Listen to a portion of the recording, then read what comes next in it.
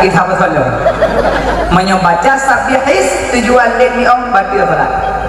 Makanya pujai batil-batil lumayan.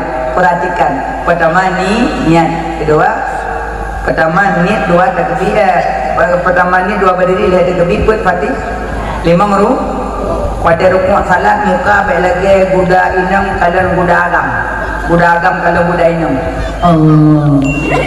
Anjur mana rukuk? Masa menurut Allah rukuk baik lagi budak pajono kiwancit nyok berdatar Allahu Akbar nyoba duduk duduk tunggu lah dong mereka ikut programa agak nanya anakku yang penting nyok merukuk Sami Allahu liman hamidah sujud tiap sujud anggota 7 berkenam. Pada